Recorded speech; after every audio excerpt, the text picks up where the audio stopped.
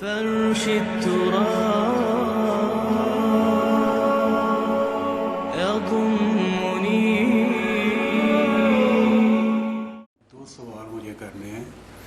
پہلا یہ کہ جو لوگ دنیا سے چلے جاتے ہیں ہمارے بزرگ، ان کو ثواب پہنچانے کے لیے اگر ہم کسی کو بلاتے ہیں، بچوں کو یا کسی حافظ قرآن کو کہ قرآن پڑھے، تو کیا وہ ثواب انہیں ملتا ہے؟ دوسرا سوال یہ ہے کہ مرنے کے بعد انسان کی زندگی، کیا جو نیک لوگ ہیں وہ قبروں کے اندر ہی ہیں، اور کیا ان کا کوئی عمل دخل دنیا میں رہ جاتا ہے، یا کیا وہ ہمارے لیے کوئی دعا کر سکتے ہیں یا نہیں؟ پلیز ذرا تفصیل سے اس معاملے میں روشنی فرمائیے. اس میں تو کیٹیگوریکل میرا جواب ہے کہ قطعاً نہیں، بلکہ یہ بدعت ہے. یعنی یہ بجائے آپ کو کوئی ثواب دلانے کے الٹا جو ہے آپ پر گرفت ہو جائے گی. ایسی کوئی چیز صحابہ سے ثابت نہیں ہے، اور ہمارا دین وہی ہے، ما انا علیہ واصحابی. رسول نے فرمایا جس چیز پر میرا عمل ہے اور میرے صحابہ کا ہے، دین تو اصل میں وہی ہے. جہاں تک ایصال ثواب کا تعلق ہے، اس میں ہمارے ہاں ذرا کافی مختلف آراء موجود ہیں. مجھے اس رائے سے اتفاق ہے کہ مالی اگر کوئی عبادت ہے اس کا ثواب آپ اپنے کسی فوت شدہ بزرگ کو منتقل کر سکتے ہیں. مطلب آپ نے کسی بیوہ کی کوئی مدد کی ہے، کسی یتیم کی کوئی مدد کی ہے، کسی دینی کام میں پیسہ لگایا ہے، کوئی صدقہ جاریہ شروع کیا ہے خدمت خلق کے لیے وغیرہ وغیرہ، تو اس کی تو جو ہے اس کے ثواب کو منتقل کیا جا سکتا ہے کہ اللہ اس کا ثواب میرے والد یا میری والدہ کے روح کو پہنچا دے. جسمانی نہیں. آپ نماز پڑھ کے کہیں اس کا ثواب، یا روزہ رکھ کر کہیں کہ اس کا ثواب، یا یہ کہ آپ قرآن پڑھ کر کہیں، یہ آپ ہی کو ثواب ہوگا. آپ خود پڑھیں گے آپ کو ثواب ہوگا. البتہ ایسے تمام افعال کے بعد جب آپ اللہ سے دعا کریں گے، یہ نہیں کہیں گے کہ میرے اس فعل کا ثواب منتقل کر دے، اے اللہ میرے والدین کی مغفرت فرما. تو یہ کوئی نیک کام کرنے کے بعد جو ہے اس دعا کی تاثیر جو ہے وہ بڑھ جاتی ہے. بس اس پہلو میں انڈائریکٹلی اس کا ایک تعلق بن جائے گا.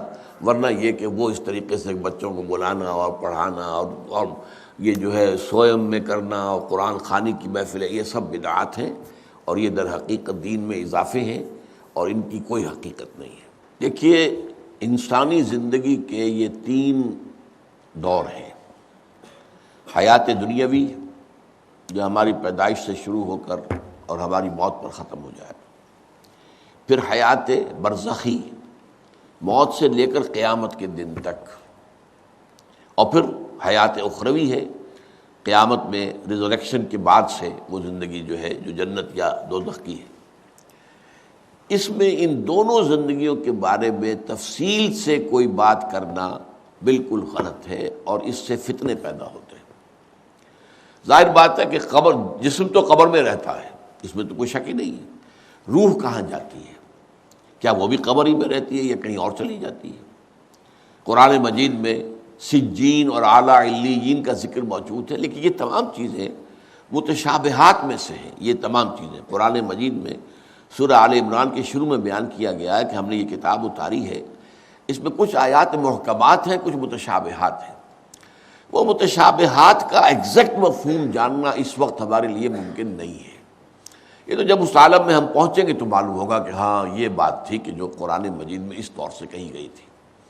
لیکن یہ کہ اس وقت جو ہے جتنا کچھ ہمیں حدیث صحیح میں مل جائے یا قرآن میں مل جائے، اس عالم برزخ میں بھی یہ تو ہوتا ہے کہ جو نیک لوگ ہیں انہیں کچھ نہ کچھ جو ہے اثرات اچھے ان پر پڑتے رہتے ہیں، ان کی ارواح پر کہہ لیجئے، اور کچھ جو برے ہیں ان کے اوپر جو آخری انجام ہونا ہے اس کی کچھ ریفلیکشن ہوتی رہتی ہے، جس کو حدیث میں کہا گیا ہے کہ ہر قبر جو ہے وہ یا تو جنت کے باغیچوں میں سے ایک باغیچہ ہے یا دوزخ کے گڑھوں میں سے ایک گڑھا ہے.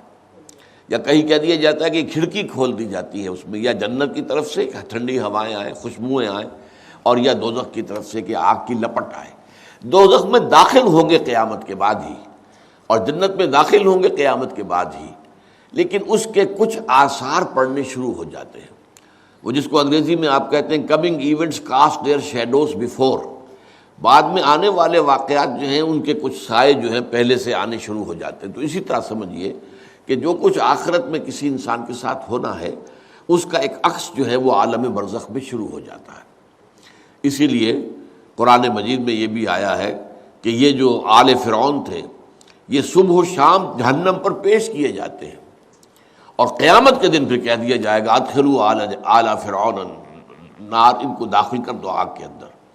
تو یہ اس حد تک، باقی یہ ہے کہ تفصیل میں جانا، ہاں ایک رائے ہے، یہ شاہ ولی اللہ دہلوی رحمۃ اللہ علیہ کی ہے، اگر ان کی رائے نہ ہوتی تو میں اسے بیان بھی نہ کرتا، لیکن یہ کہ وہ ایک بہت بڑے محدث اور بہت مفکر اور دین کے فلسفے سے بہت بڑے واقف انسان تھے۔ انہوں نے کہا کہ جو اولیاء اللہ ہوتے ہیں، اللہ کے نیک بندے، اللہ کے بندے، ان کے انتقال کے بعد ان کی روحوں کو بھی اللہ فرشتوں کے طبقہ اسفل میں شامل کر دیتا ہے۔ یہ فرشتے ہیں نا، اس وقت بھی موجود ہیں۔ ابھی شاید اگلے ہی جمعے میں وہ حدیث جو ہے اس کا بیان آئے گا کہ جب بھی کسی گھر میں، اللہ کے گھر میں کچھ لوگ اس لیے جمع ہوں کہ اللہ کی کتاب پڑھیں اور سمجھیں اور سمجھائیں، تو ان کے اوپر فرشتے گھیرا ان کا ڈال لیتے ہیں، اور ان پر اللہ کی طرف سے سکینت نازل ہوتی ہے اور رحمت نازل ہوتی ہے، اور اللہ ان کا ذکر کرتا ہے فرشتوں کے پاس، دیکھو میرے بندے، تم کہتے تھے یہ فساد مچائے گا، دیکھو یہ بھی تو ہے نا جو میرے کلام کو پڑھنے کے لیے میرے گھر میں جمع ہیں۔ تو فرشتے ہیں موجود، ہم میں سے ہر ایک کے ساتھ 2 فرشتے موجود ہیں۔ تو یہ فرشتہ اسفل ہے، سب سے نیچے، جو دنیا کے کاروبار کو چلانے میں اللہ تعالیٰ کے سول سرونٹس ہیں، پھر اس سے اوپر کے فرشتے ہیں، اس سے اور اوپر کے فرشتے ہیں، پھر مقربین ہیں جو اللہ تعالیٰ کے قریب ترین فرشتے ہیں۔ لیکن یہ کہ ملائکہ کے طبقہ اسفل میں شامل کر لیتے ہیں تاکہ جو کام اللہ تعالیٰ ملائکہ سے لیتا ہے وہ ان سے بھی لینے شروع کر دیتا ہے۔ لیکن ہمیں یہ اجازت نہیں ہے کہ ہم فرشتوں کو پکار کر کہیں کہ اے فرشتے، اے جبریل، اے میکائیل، یا فلاں، اے منکر، جو یا میرے جو ہے کرامن کاتبین، میرا یہ کام کر دو۔ نہیں، یہ شرک ہو جائے گا۔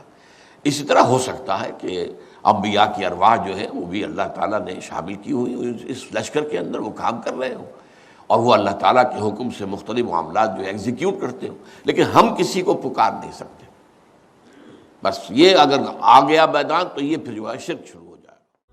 هي الحلقات تحفظني بآيات من القرآن، هي الحلقات تملأني بحب المصطفى